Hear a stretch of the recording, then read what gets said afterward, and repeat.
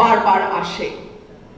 আপনি আমাকে বলেন তো, সংবিধানে খুব ভালো ভালো কথা লিখে দিলেই কি কেবল দেশটা খুব ভালো চলবে বলে মনে হয়? হবে? চলবে? আপনারা বলেন। চলবে না। ব্রিটেনে, বিলাতে কিন্তু কোনো সংবিধান নাই।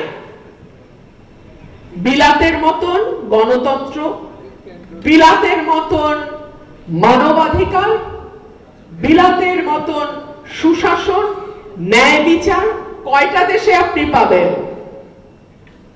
সুতরাং সংবিধানে ভালো ভালো কথা লিখলাম আর হাসিনার মতো রাতের ভোটে নির্বাচন করে ক্ষমতায় থাকলাম, গুম করলাম, হত্যা করলাম, মিথ্যা মামলা দিলাম, বিরোধী দলকে দৌড়ের উপর রাখলাম।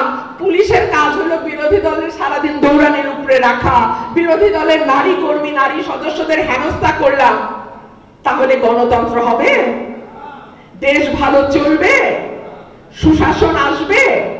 সুতরাং সংবিধান আপনি যতই ভালো লেখেন না কেন, সেটা যদি আপনি কাজে পরিণত করতে না পারেন বা না চান বা না করেন, তাহলে আপনি কখনোই একটা ভালো দেশ বা একটা রাষ্ট্র আপনি গঠন করতে পারবেন না।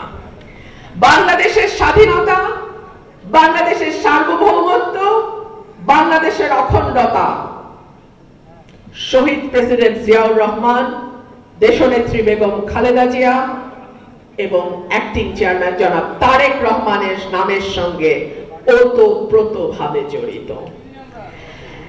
শহীদ প্রেসিডেন্ট জিয়াউর রহমান এবং দেশনেত্রী বেগম খালেদা জিয়া তাদের এই পুরো জীবনটা উৎসর্গ করেছেন বাংলাদেশের কল্যাণে, বাংলাদেশের মানুষের কল্যাণে।